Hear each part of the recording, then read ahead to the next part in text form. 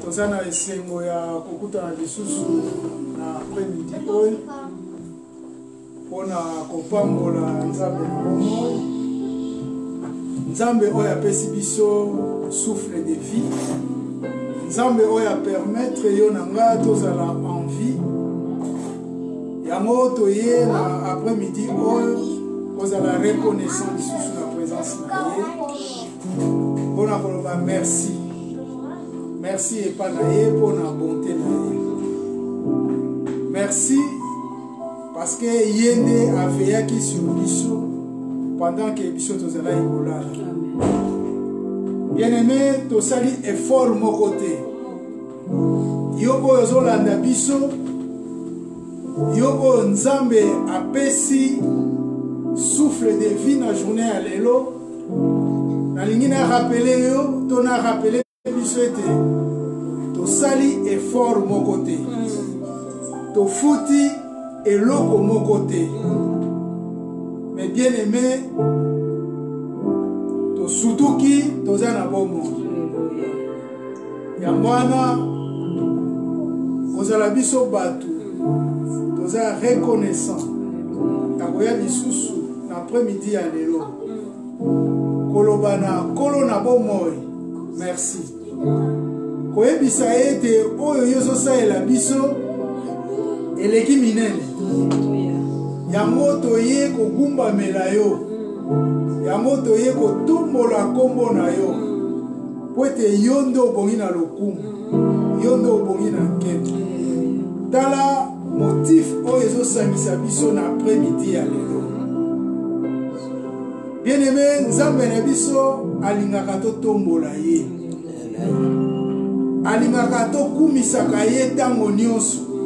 Ntango biso tozokumisa ye, ye azokomimonisa kati na bomoi na biso. Ya mwana okozala concentré, pa ye ozali zala concentré.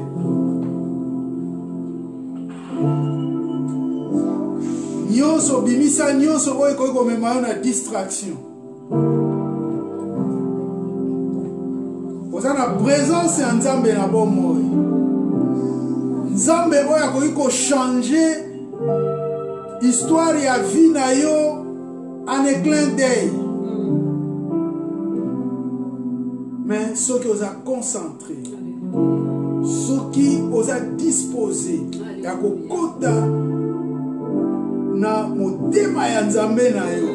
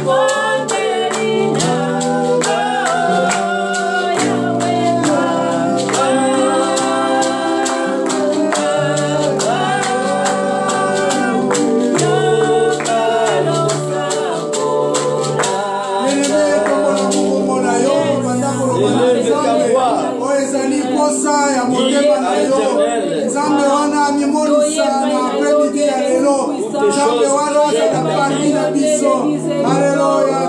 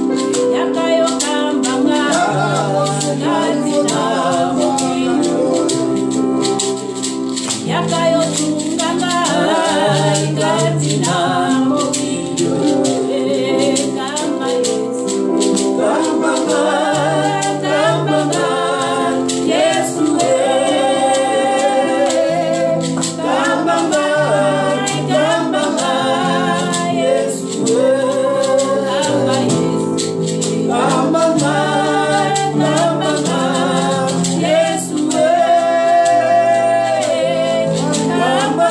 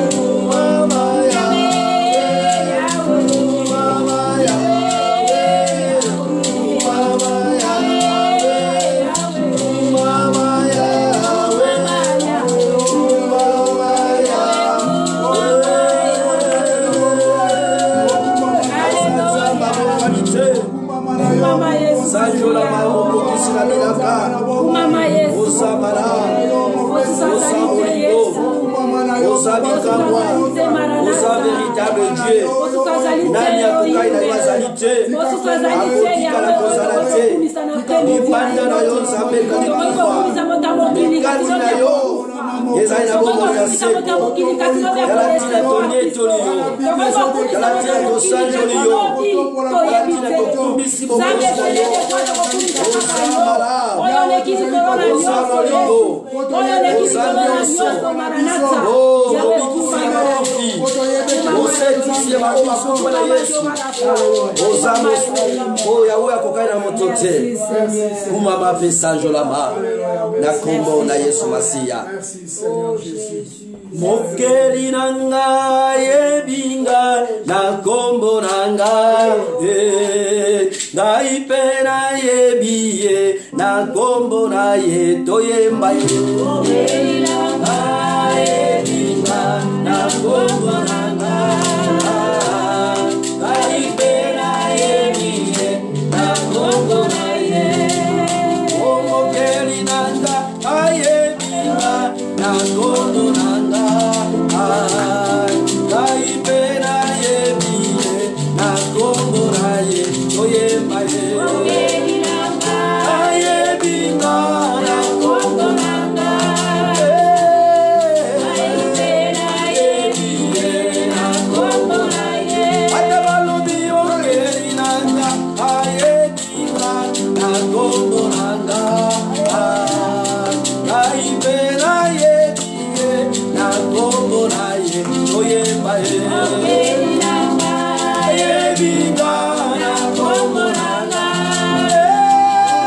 ngai pena yebiye na kombo na ye.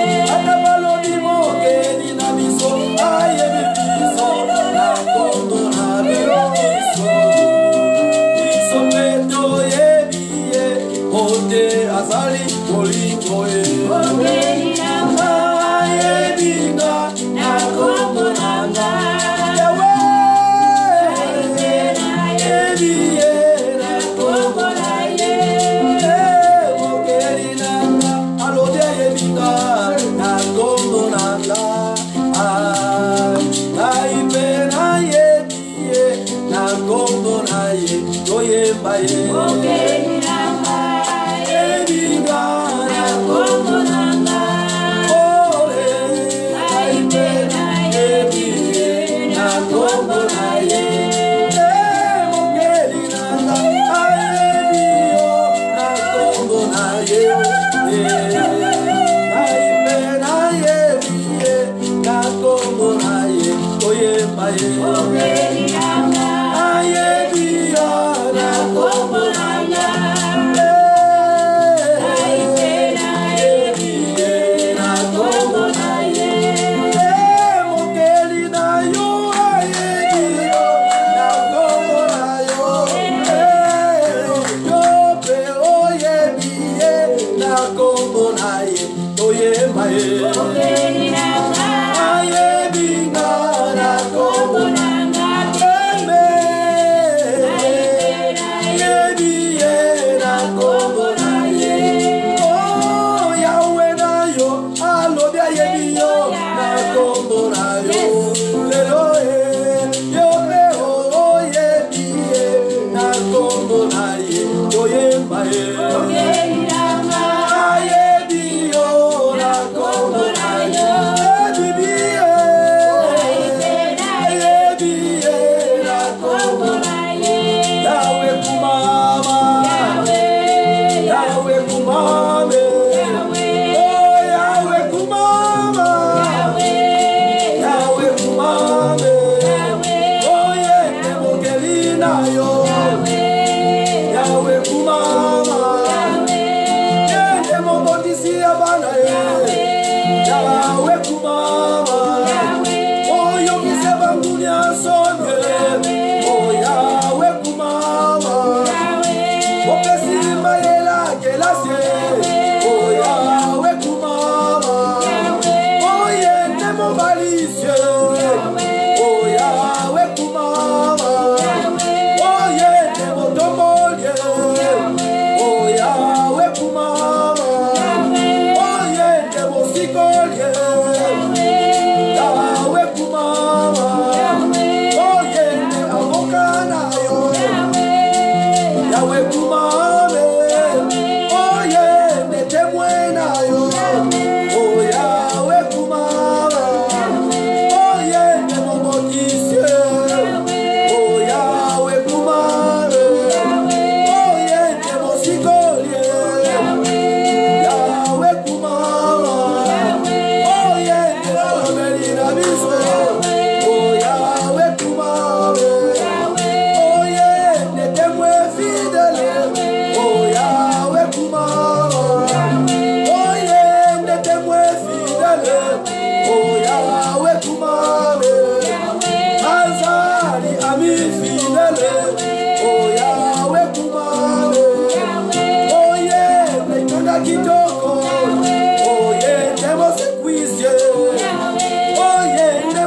Kisye.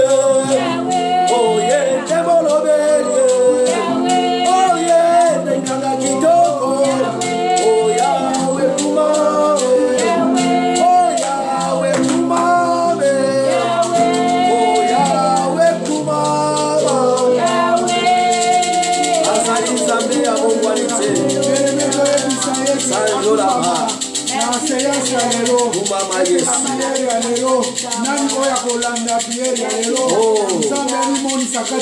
Il est Seigneur de Seigneur. Oh, ta gloire, ta puissance. Ton honneur, Seigneur Jésus. Manifeste-toi, Jésus de Nazareth. Tu es le roi des rois. Tu es le tout-puissant. Tu es le comparable de Dieu. Yonde Nzambe ya nyoso ya wewe sana na sikawo. Yonde Nzambe ya ibandili. Yonde Nzambe ya itambuseli ya programme. Yonde Nzambe ya wewe ya kusukisa programme. Yondo zaina biso Nzambe. Kumama na yo. Neto la mana yo véritable Dieu. Oza Nzambe mo nyoso. Mosusu azalite. Mosusu azalite. Obele yo Nzambe na bomoy. Obele yo véritable Dieu. Obele yo bikamo na basanto. Obele yo nyoso bomoy na biso. To sanjoli yo. To kumbisi yo. To netoli yo. Sanjo la mana yo. Sanjo la mana yo. Kumbisa mana yo. Au nom puissant de Jésus-Christ de Nazareth. Gloire à ton nom, les rois, les rois. Alléluia. Merci. Merci les rois, les rois. Merci Jésus. Merci Jésus. Merci Jésus de tout cœur. Merci Jésus. Merci Jésus. Merci Jésus de tout cœur. Merci Jésus. Merci Jésus. Merci Jésus de tout cœur. Merci Jésus.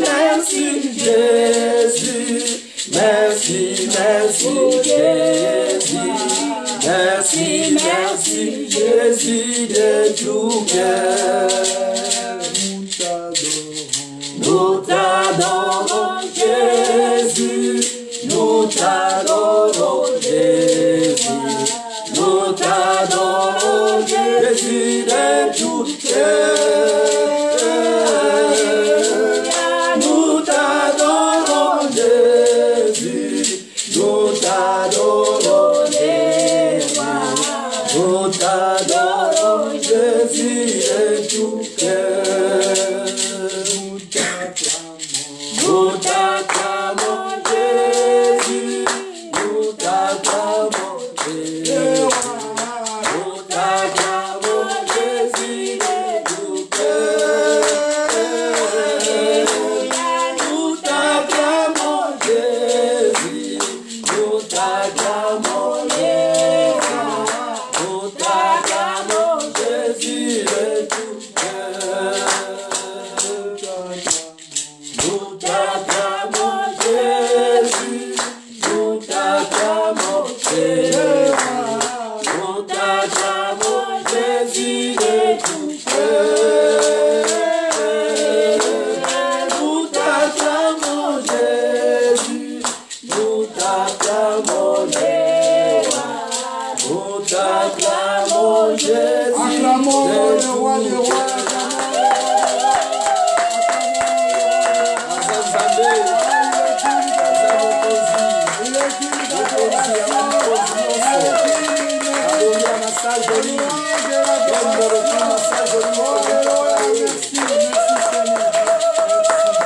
Alléluia. Alléluia. Amen. Alléluia. Amen. Il est vivant. Il est ressuscité. Il est vivant. Il est ressuscité. Qui? Jésus. Qui? Jésus. Ah, encore une fois. Église de maison. Église de famille. Bien-aimés, nous voulons écouter la parole de de Dieu. Alléluia.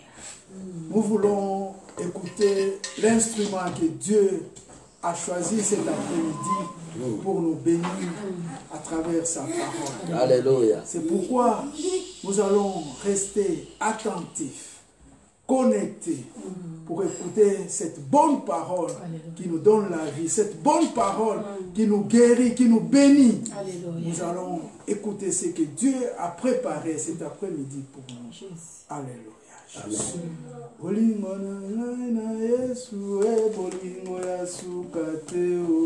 Bolingo na ngai na Yesu, bolingo ya sukate o. Bolingo na ngai na Yesu, ya sukate o.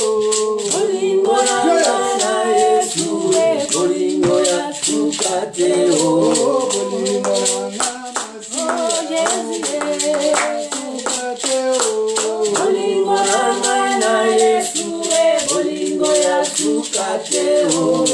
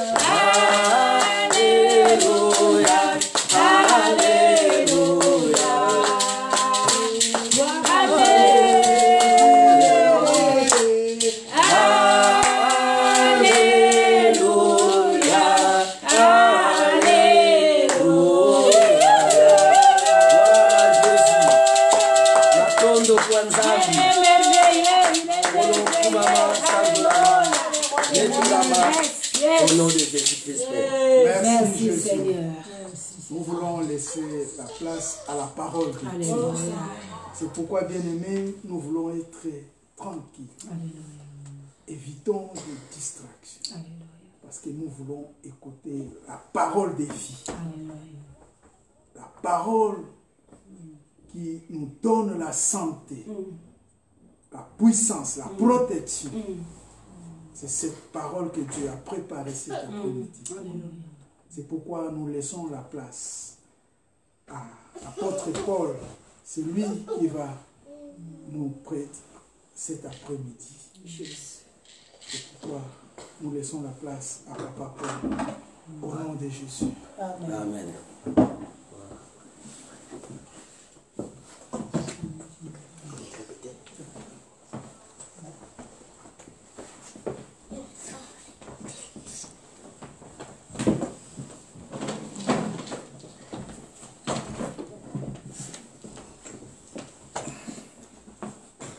Alléluia. Amen.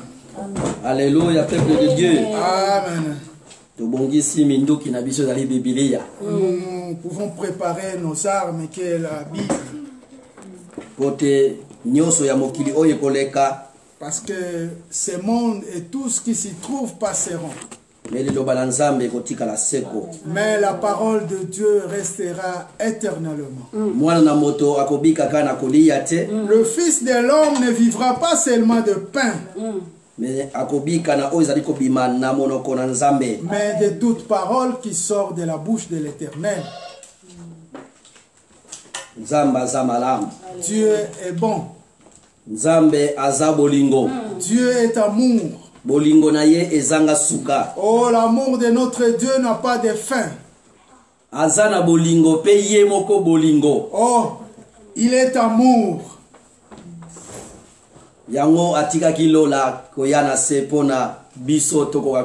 C'est pourquoi, bien-aimé, il a abandonné son trône pour venir mourir à cause de nous, afin que nous puissions avoir la vie.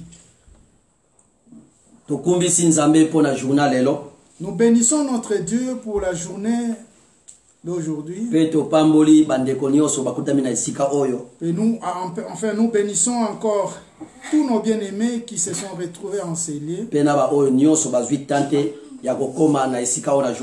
Même tous ceux qui ne sont pas arrivés en ces lieux. Nous voulons parler de la parole de Dieu.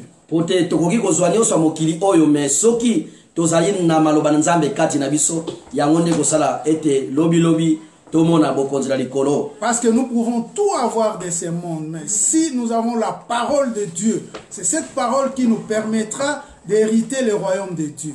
Alléluia. Amen. Merci pour l'évangéliste Simon. Oh, que Dieu soit loué pour l'évangéliste Simon. Pour la confiance et pour la parole, il y a journal et l'eau. Pour la confiance et le temps qu'il m'a donné aujourd'hui. Merci pour l'ancien Léon. Merci pour ancien Léon. Pour la permettre petit frère Nabino Katina Yesu. Pour le temps que vous m'avez permis parmi Dieu. Les enfants de Dieu. Alléluia. Amen. Vraiment. Que Dieu soit béni. Nous voulons parler de la part de Dieu aujourd'hui.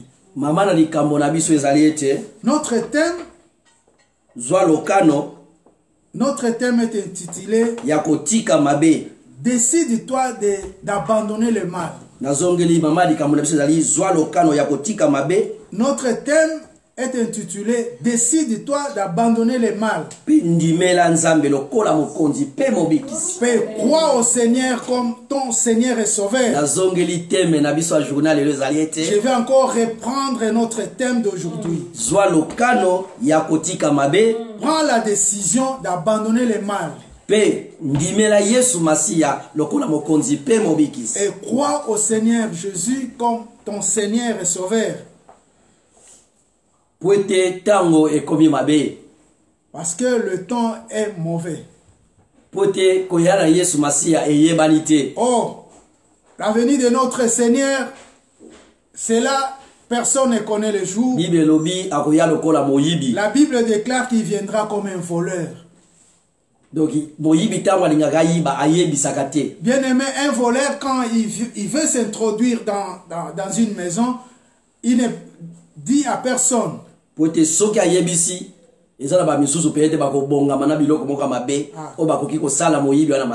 il va annoncer, il sait que on va se préparer pour l'attaquer. Mais notre Dieu n'est pas un voleur. Notre Dieu est un Dieu vivant, un Dieu créateur. Ça, c'est un exemple que nous avons pris. C'est un exemple qui nous donne le temps de se préparer pour que le temps qui va venir, qu'il nous trouve bien. La Bible me dit que le salaire du péché, c'est la mort.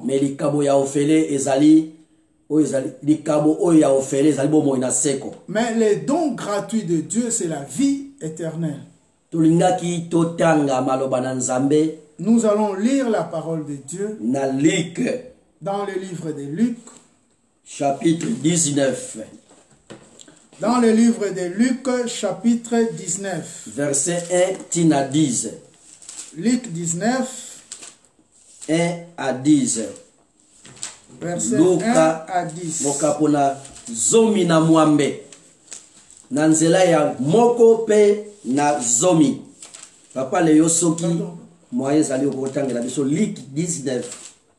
Luc 19. 1 à 10. Soyez attentifs, Ndeko. Ya moi, c'est tout un mobile. Sois attentif. Nous voulons lire passage 1 à 10. Voilà. J'ai lu la parole de Dieu. Amen.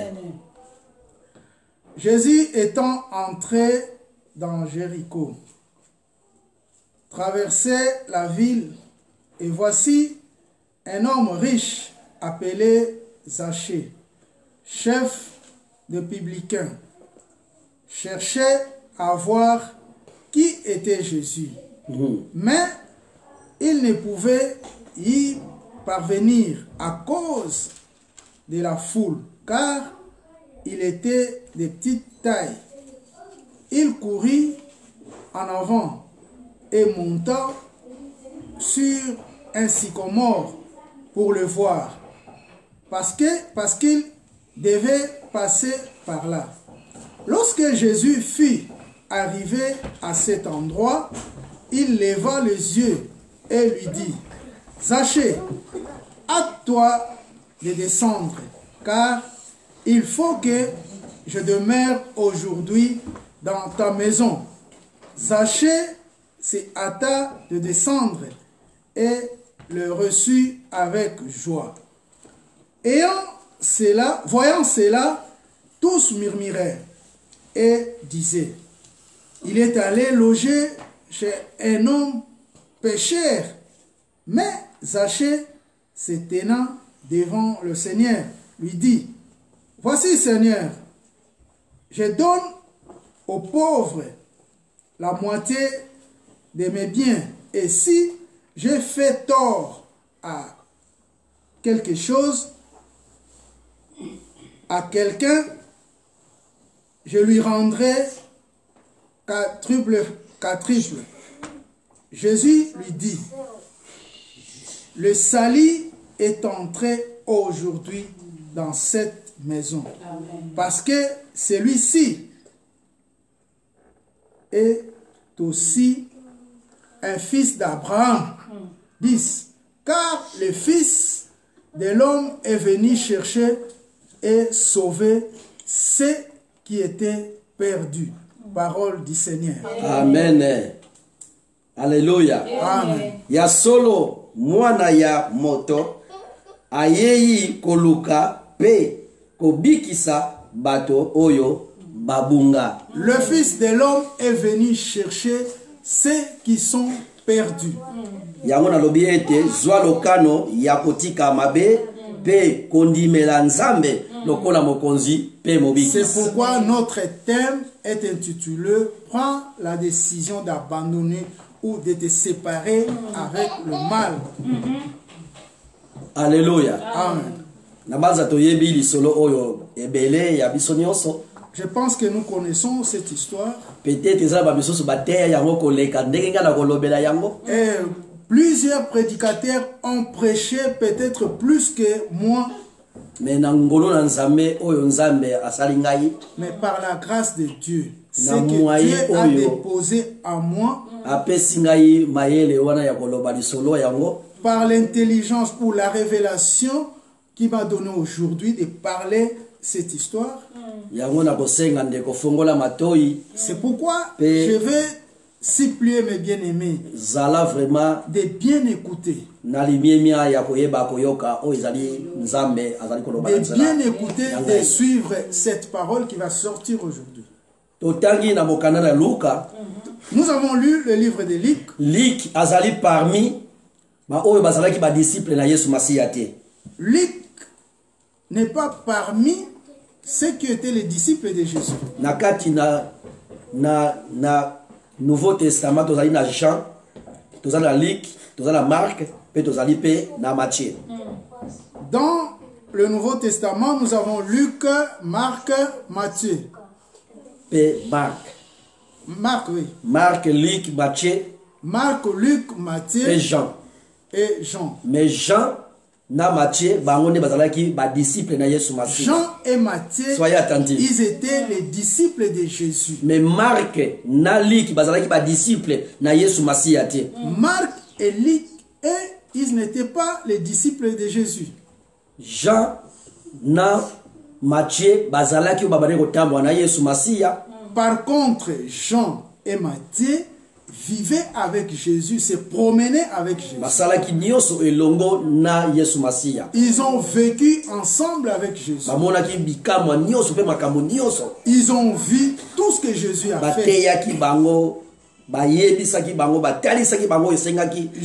les a prêchés, Jésus les a enseignés, il les a inculqués, tout ce qu'il pouvait donner en eux.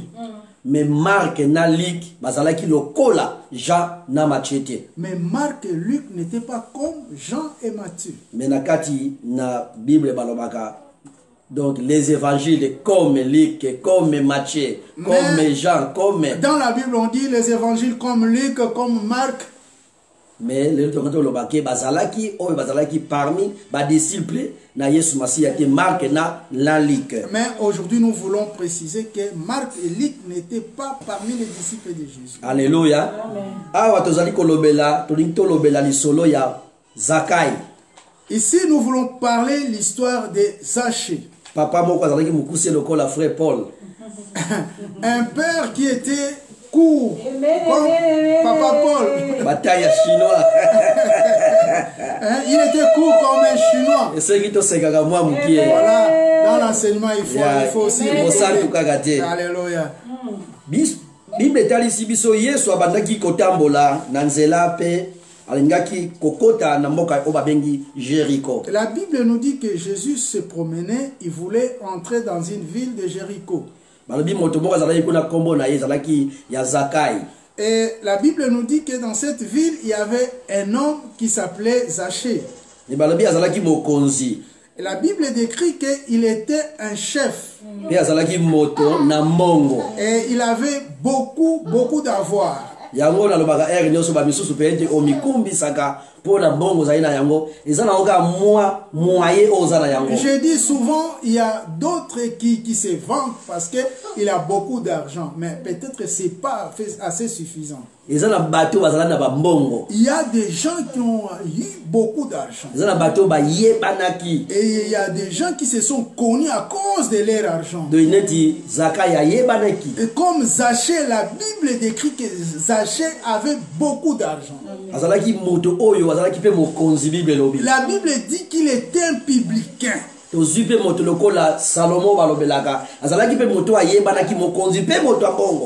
homme comme Salomon, il était chef et il avait beaucoup d'argent. Bien aimé,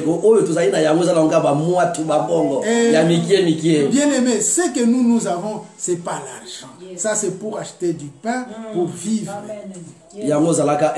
C'est pourquoi il faut être toujours humble. Bien que son argent, mais cet homme était humble dans ça. Il a écouté parler de Jésus-Christ. Il a écouté ce que Jésus faisait pendant qu'il se promenait. Il n'a pas regardé son argent. Il n'a pas regardé ce qu'il était dans sa vie. Il a décidé de rencontrer Jésus. Mais parce qu'il a compris que moi j'ai beaucoup d'argent. Je suis un chef. Mais cet homme, sa réputation est plus que moi. Non, je dois rencontrer cet homme. Ici la Bible nous dit qu'il a tout fait pour rencontrer Jésus. Mais la foule qui était entourée de Jésus l'empêchait d'avoir Jésus. Mais il a eu le discernement de chercher un arbre. Balobi amataki na nzete. La Bible dit qu'il est monté à un arbre. Tango nazomona nzete oya mati. Quand je vois l'arbre qu'il est monté, nakoki koloba ete alukaki lisuki ya molimo mosanto. Moi je me dis qu'il a cherché l'appui du Saint-Esprit. Parce qu'il a su qu'avec ses forces, il ne saura pas. Oh, la Bible nous dit qu'il est monté sur un arbre. Jésus se promenait avec la foule. Parce que Dieu voit tout. Dieu sonde le cœur et le rein. La Bible me dit que quand Jésus est arrivé là où Zachée était sur un arbre, oh, Jésus a dit, reprends ta taille, c'est-à-dire descends. Descends, Zachée. Zachée a cherché à être plus long. Il voulait augmenter sa taille. Bien aimé, parfois toi et moi nous cherchons dans cette vie devenir ce que nous sommes. Il y a de ceux qui cherchent les voisins moyens par des fétiches. Les gens cherchent à devenir. Mais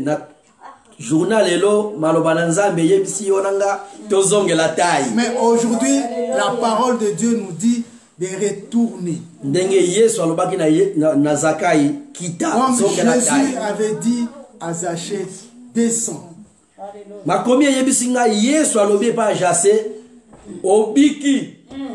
La Bible nous dit que Jésus a dit à Zachée, tu es sauvé. Aujourd'hui, je vais demeurer dans ta maison. Bien aimé, si tu te rabaisses, que tu comprends ce que tu es, et que tu comprends que Dieu est plus que toi, bien sûr, Zachée avait beaucoup d'argent. Zachée était un homme réputé dans sa ville. Mais il a compris que Jésus était plus que lui. Il s'est rabaissé. Il est monté sur un arbre. Puis il a écouté la parole de Jésus. Et Jésus l'a dit, descends. Et Jésus a dit que tu es sauvé. Aujourd'hui, je vais demeurer dans ta maison. Bien aimé, si tu te rabaisses, je reprends cette parole. Si tu te rabaisses, tu peux relever encore Jésus dans ta vie. Tu peux apporter Jésus dans ta maison. Et cette maison que nous parlons, c'est ta vie. C'est ton cœur. Si tu te rabaisses, tu ne regardes pas ce que toi tu es. Tu acceptes le mal. Tu reviens en Jésus-Christ. Jésus est prêt de demeurer dans ta maison. Jésus est prêt d'entrer dans ton cœur. Jésus est prêt de te libérer. Écoute ce que la parole de Dieu dit. Oh, les gens commencent à murmurer. La foule commence à murmurer. Ce monde murmure toujours. Si tu te confies aux paroles des hommes de ce monde, si tu veux toujours écouter la parole des hommes, les critiques des hommes, tu ne sauras pas avancer. Bien aimé, si tu fixes ton regard aux hommes de ce monde, écouter les paroles des gens de ce monde, tu ne sauras pas avancer. Zaché n'a pas écouté ce que la foule disait. Bien aimé, si Zaché avait écouté ce que la foule disait, il n'allait pas avoir ce qu'il cherchait. Bien aimé, toi qui nous suis. Oh, bien aimé, toi qui es connecté avec nous. Mais parfois tu n'avances pas parce que tu as beaucoup écouté. Tu as écouté le parole des hommes de maîtrise. Bien aimé, au lieu d'évoquer le Saint-Esprit, que le Saint-Esprit se manifeste en toi. Au lieu de te rabaisser, obéir à la parole de Dieu. Mais toi, tu regardes les hommes de ce monde. Tu te confies aux hommes de ce monde. La Bible nous parle que Jésus est entré dans la maison des Zachée. Cette maison que nous parlons aujourd'hui, c'est le cœur des Zachée.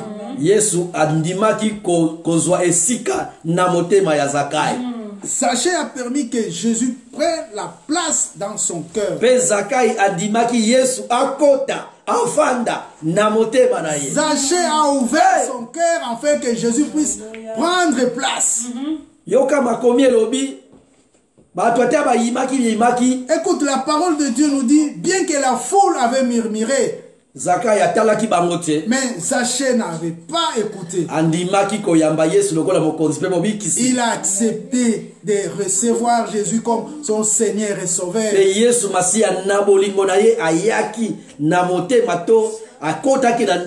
Jésus-Christ, dans son amour, il est venu et il est entré dans la maison des Zachée. Parce qu'il est venu dans ce monde pour ceux qui étaient perdus. À celui qui va croire en lui. C'est pourquoi la Bible nous dit que lui, il frappe devant la porte. C'est lui qui est prêt ou prête d'ouvrir, lui il va entrer. Apocalypse 3:20. Yes, Zakai andimaki kofongola. Ozalaki ekuke. Zachée a accepté d'ouvrir sa porte afin que Jésus puisse entrer dans sa maison. Oh, cette maison qui est le cœur de la vie de Zachée. La Bible me dit, quand Jésus se trouvait dans la maison de Zachée, ils étaient dans la maison. Et ça qui était Zakai. La présence de Jésus a fait que Zachée puisse retrouver la joie qu'il avait perdue. Enfin qu'il a compris tout le mal qu'il a fait dans ce monde. Il a pris la décision. Il a pris la décision de dire que Seigneur, si j'ai rendu le mal à quelqu'un, si j'ai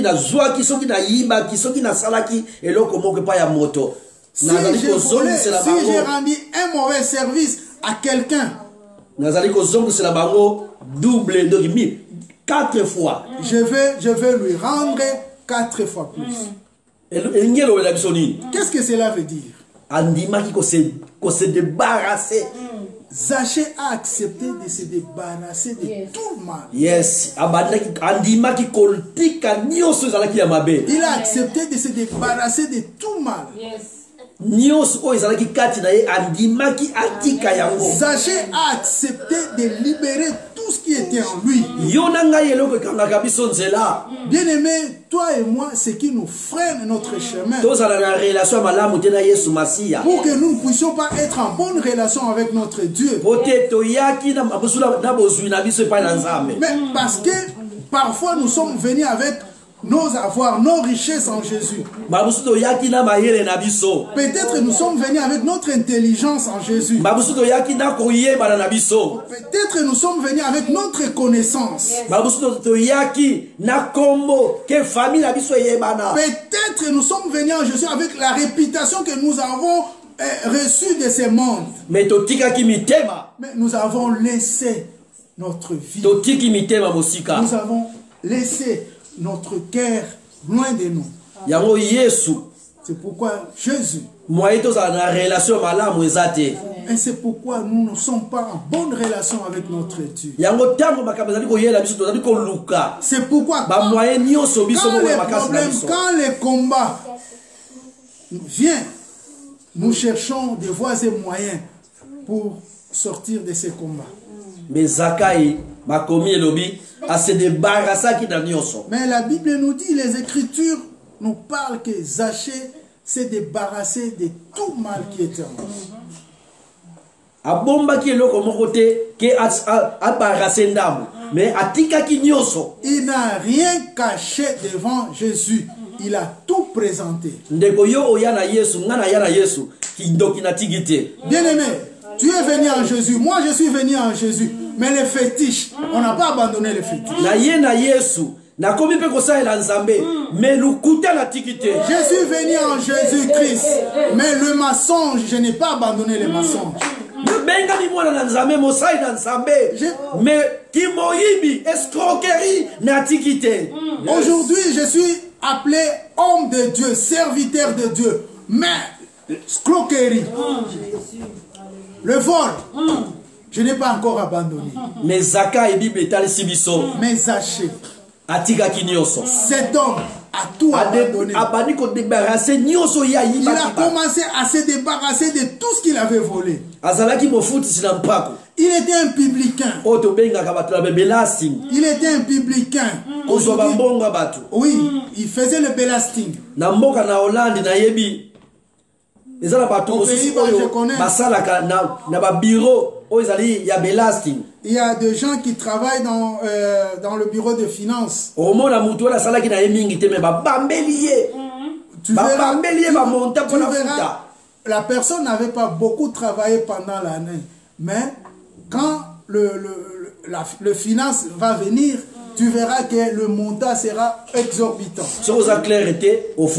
Mais si tu n'as pas le discernement, tu vas payer. L'argent que tu voulais épargner, tu vas sortir ça pour payer. C'est comme ça que Zachée vivait. Il a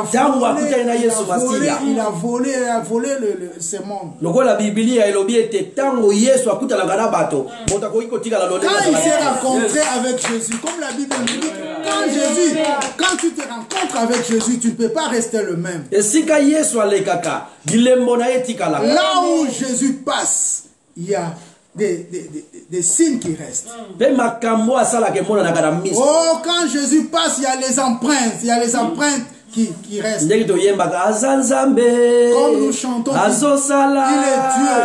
est Dieu. Il travaille. Quand il travaille, il y a les empreintes qui restent. Alors, il ne faut pas douter. Quand il s'est rencontré avec Zachée, Zachée a changé. Bien aimé, si Zachée a changé sa vie, c'est parce qu'il a ouvert son cœur. Il a pris la décision. C'est pourquoi j'ai intitulé notre message « Prends la décision de t'abandonner avec le mal et accepter Jésus comme ton Seigneur et Sauveur. » Zachée a accepté. Bien aimé, avant de prendre cette idée de monter sur un arbre, il avait déjà accepté. Il s'est rabaissé. Il a compris qu'il n'a pas de valeur devant Jésus-Christ. Il n'a pas regardé son argent, il n'a pas regardé ce qu'il était. Il avait cette écoute, d'écouter cette parole de Dieu.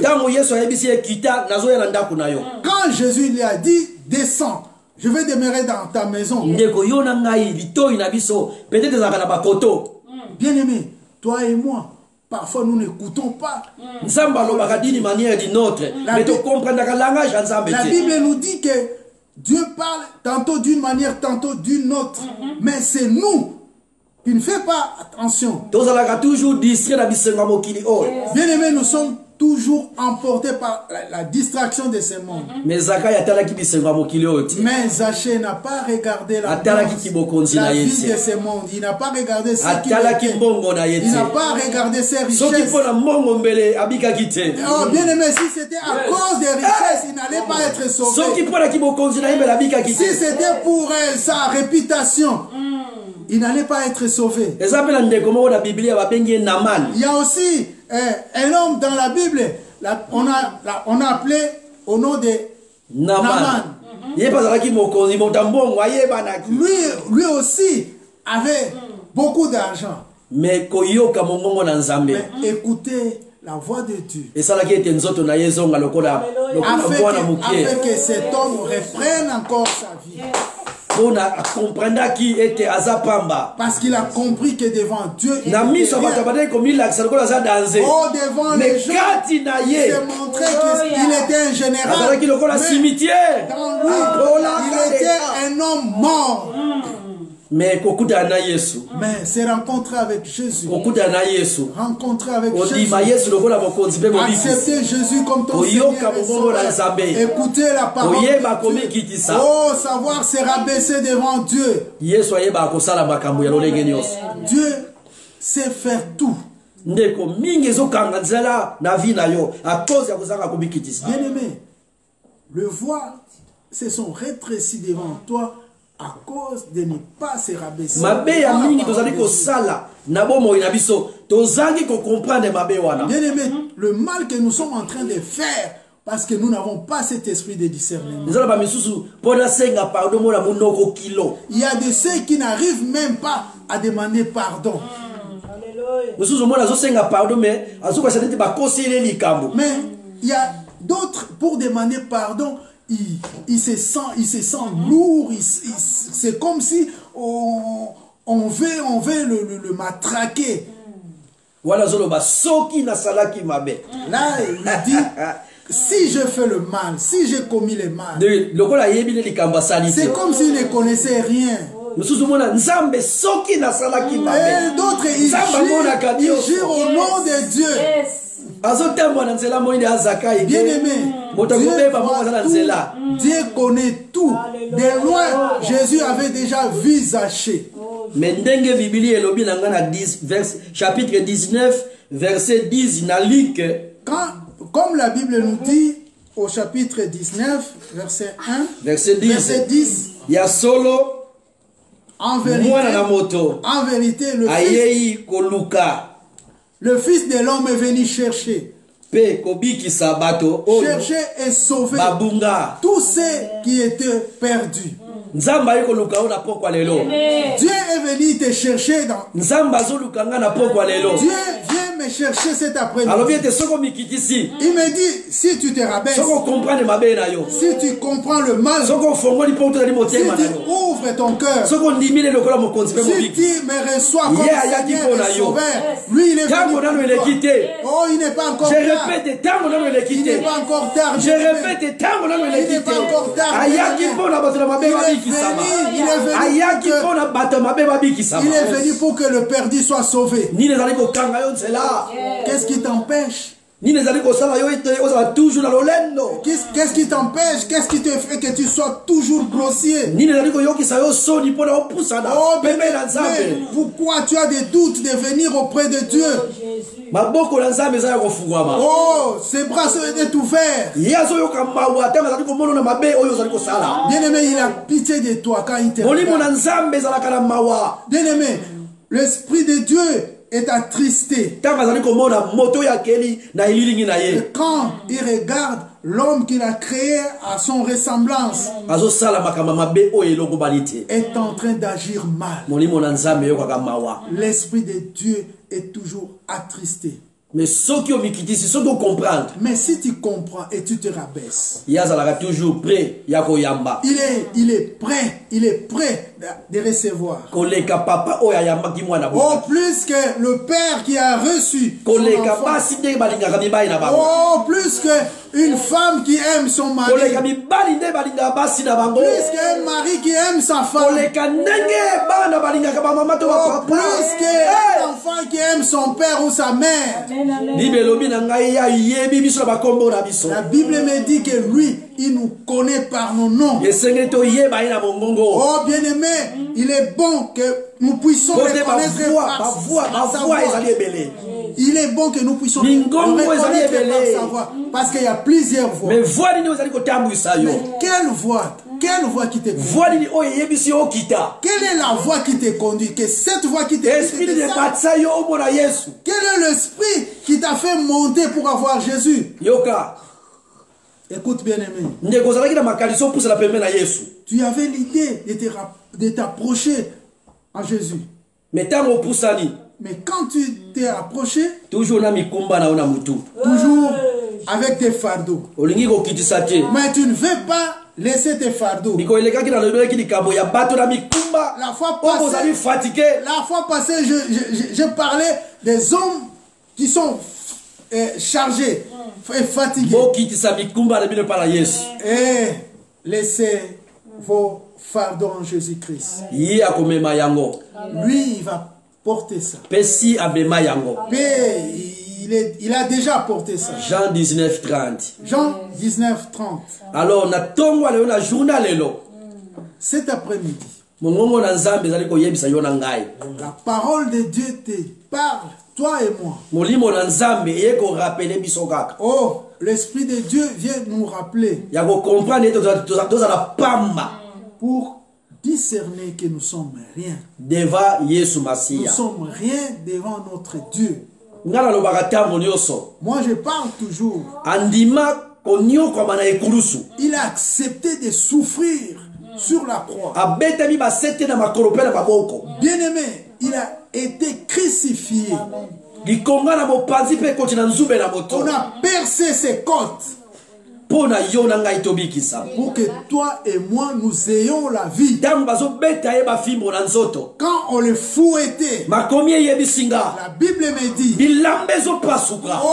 ses habits se déchirent et il était blessé et les sangs il saignait.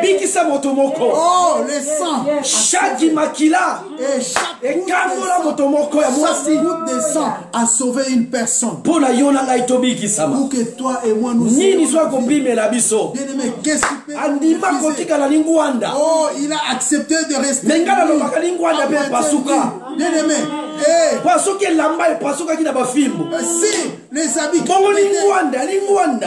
le petit ne peut pas se déchirer. Oh, il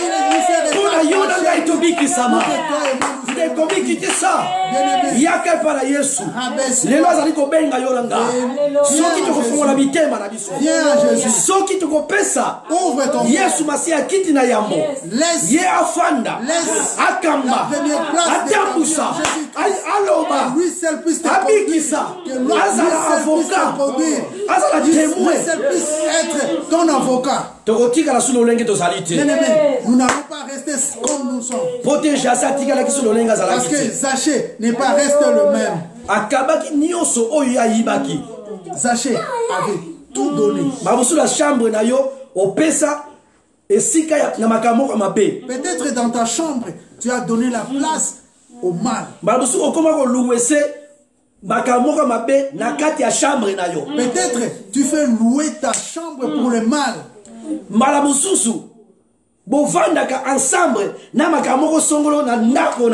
Mais parfois, tu restes ensemble avec les mal dans ta maison. Mais moi, je ne parle pas de cette maison. Moi, je ne parle pas de cette maison que tu habites. Mais moi, je parle de la vie d'une personne. Oh, cette vie qui a caché beaucoup de choses. Cette vie que tu as commencé à donner le mal aux autres. Oh, tu commences à faire louer ta vie pour le mal. Mais aujourd'hui, si tu écoutes la parole de Dieu, si tu écoutes la voix du Saint-Esprit au travers son serviteur, oh, ne te retiens pas. Non, il n'est pas encore tard. Bien-aimés, nous sommes pendant le temps de la grâce. Le temps de la grâce. Dieu nous laisse encore le temps de se repentir. Mais toi et moi, bien-aimés. Toi et moi, bien-aimés.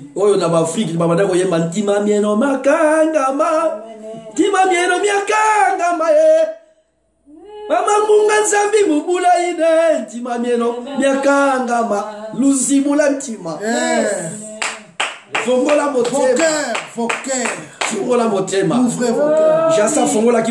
Ouvrez. Zaché a ouvert son cœur.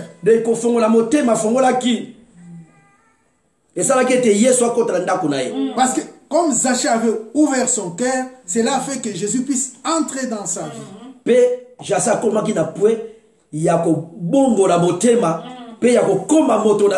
Et Zaché a changé sa vie pour devenir une nouvelle créature. Nouveau créature, alléluia. Amen.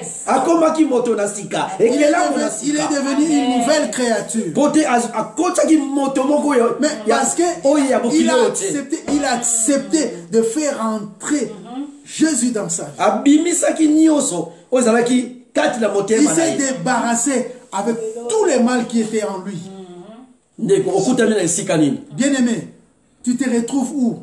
En ce moment, à ce que tu es en train d'écouter, tu te retrouves où? Mais il n'est pas encore tard. Si tu écoutes la parole de Dieu, si tu es sensible à la parole de Dieu, si tu es sensible à écouter la parole de Dieu, Dieu est en train de nous rappeler. Oh, je dis chaque fois, il ne faut pas fouler la grâce de Dieu. Bien-aimé, il ne faut pas fouler la grâce de Dieu au pied. Après la grâce, après le temps de la grâce, il y a quelque chose qui tient. Bien-aimé, la grâce, c'est comme un conseil. Si tu refuses un conseil, oh, le conseil, ça commence avec si tu ne veux pas écouter les conseils, il y a encore un autre C qui va venir. Conséquences. Les conséquences.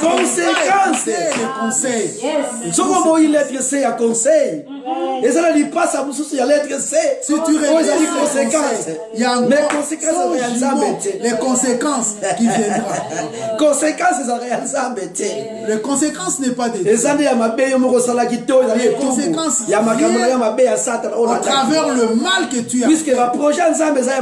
Parce que le projet de Dieu est toujours voilà pourquoi il vient parfois pendant les songes.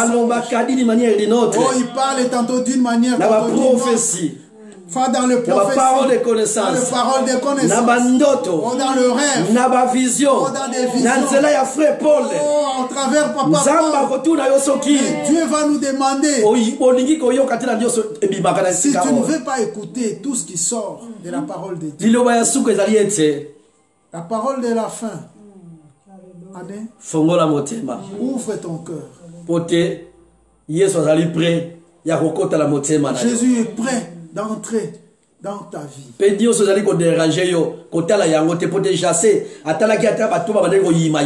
ce qui te dérange, ne regarde pas ça. Zaché n'a pas tenu compte de tout ce qui murmurait tout autour de lui. Dieu t'étend sa main. Jésus t'étend sa main. Il te dit, viens mon fils. Viens, je suis prêt de t'accueillir. Viens aujourd'hui. Viens, bien-aimé. Ozela lobite. N'attends pas des mains. Lobi ayote. N'attends pas des mains. Ondola Parce que le lendemain ne nous appartient pas. Le lendemain ne t'appartient pas, bien-aimé. Lobi ayote. Viens aujourd'hui à Jésus. Yakalelo yo. Viens aujourd'hui à Yesu abengi yo e. Jésus-Christ t'appelle. Tosukisi la kombo na Yesu Masiya. C'est là où nous allons terminer notre message. Zamba Cet après-midi.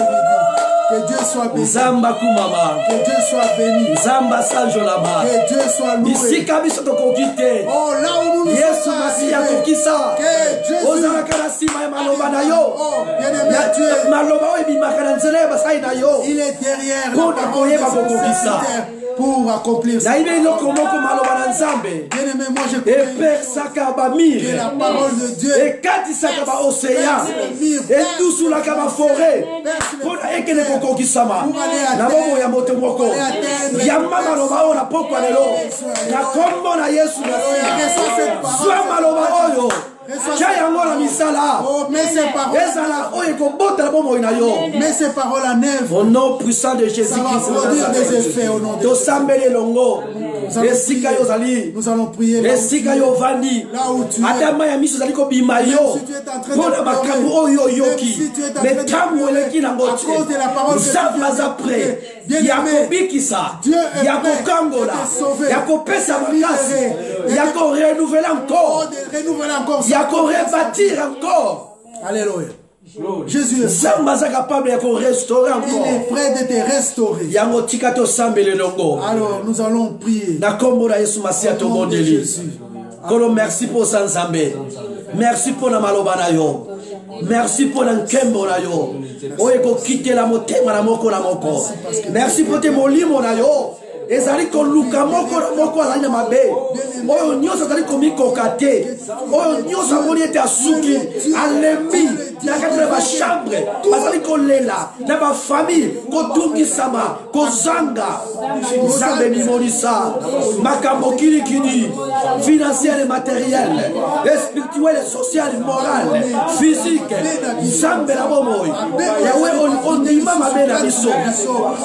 Ondima mabe na biso. Ondima mabe na biso. Ozali koluka biso tobikisama. Ozali kotikela biso ntango yawe tondimela yo. Ndeko papa ndeko mama elenge ya mwasi to mobali. Nzambe na bomoi Yesu Masiya kolinga oyo olinga biso. Nzambe toyepai na yo. Toyepai na yo. Tobikoki te. Tozali koluka bamwaye nyonso tobika. Me Nzambe moye lukozwama te. Tozali koluka lisungila balolenge nyonso. Tozali koluka toyebana. Tozali koluka totokwama. Tozali koluka tosala makombo. Me Nzambe na ngai Sheba Shakaba Yesu Masiya Jésus de Nazareth oyaki mpona kobikisa mwana na moto oyaki mpona kokangola mwana moto oyaki mpona bandoki babika mpona bamaladi bakangolama mpona baoyo baseli bazwa lobiko mpona baoyo bazali kotungisama Yesu Masiya bamona yawe bikamwa na yo baoyo bazali kolela Nzambe bakutana na yo opangusama na biso o yawe yonde beki ya baoyo bazali kotungisama makolo Nzambe na ngai nandimi na tuna lelo maloba oyo yawe ekei kosimba moto moko na ndako azali ekei kokangola mwasi moko mobali ekei kokangola ndeko moko mwasi to mobali Nzambe maloba oyo ekei kopesa esengo ekei kopesa conscience ekei Nzambe yawe papa kososolisa ozali Nzambe la solo ekei Nzambe ko renouveler ko remonter ekei ko rebâtir ekei ko yawe papa ko restaurer ekei yawe papa ko réloigner ko renforcer motema na moko na moko kuma maposa Nzambe neto la maposa véritable Dieu mama bibi osilisi prière na kombo na Yesu Masiya na tina kaka ya maloba otolobi na tina kaka maloba otolobi sa présence est là molimo na Nzambe ali na sika oyo La présence de Sheka bakola Saint-Esprit baba est avec nous. kebo sonda ba osabala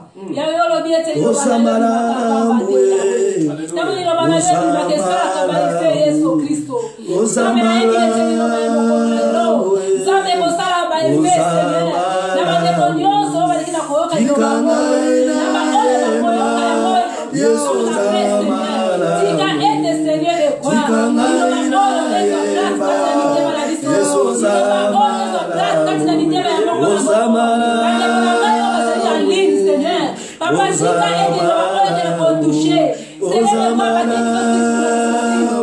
Sachez, Seigneur. Papa, sachez, parce qu'ils vont pousser.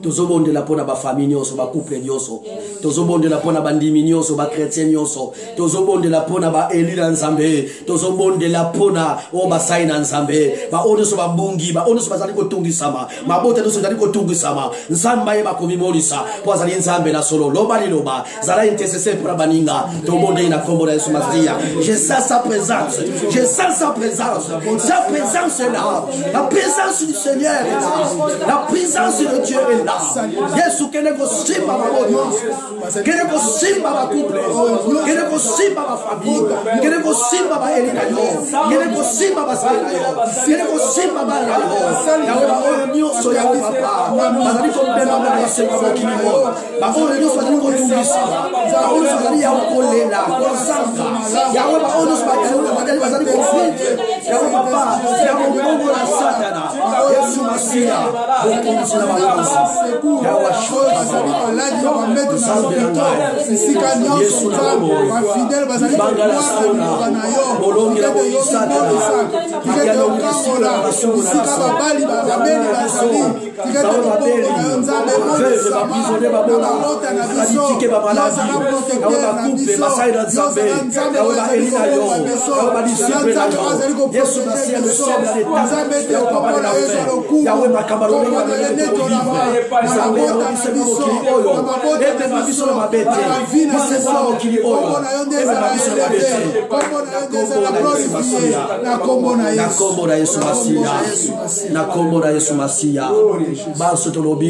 Merci Seigneur Jésus. Merci Seigneur Jésus. Merci Seigneur Jésus. Amen.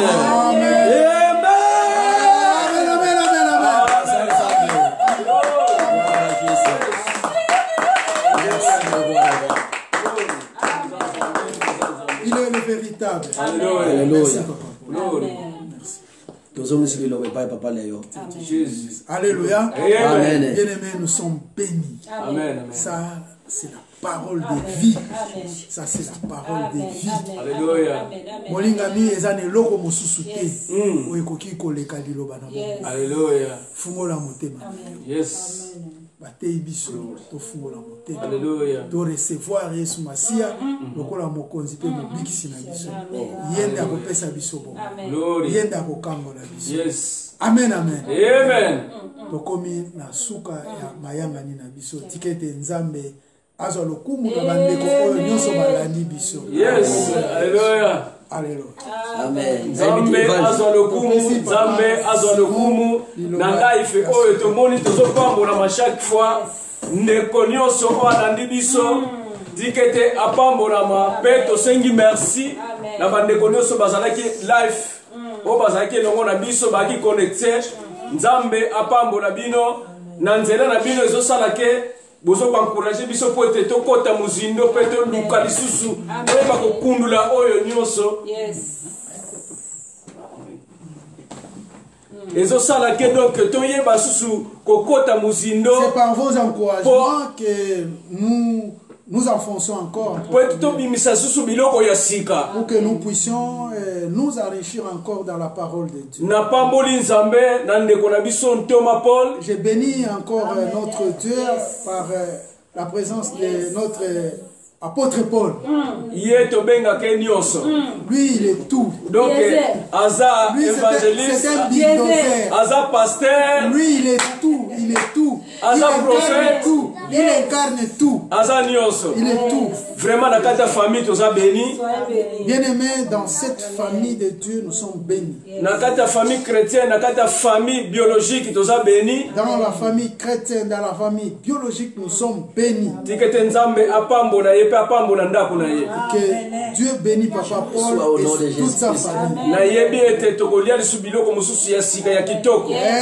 J'ai la conviction que la prochaine fois, nous serons encore bénis. Que Dieu bénisse encore Ancien Léon et toute sa famille. Dans tout ce que vous avez fait dans le service d'aujourd'hui, que Dieu soit béni. Dimanche prochain, on a 15h juste. Bien-aimés, dimanche prochain, nous sommes toujours au rendez-vous.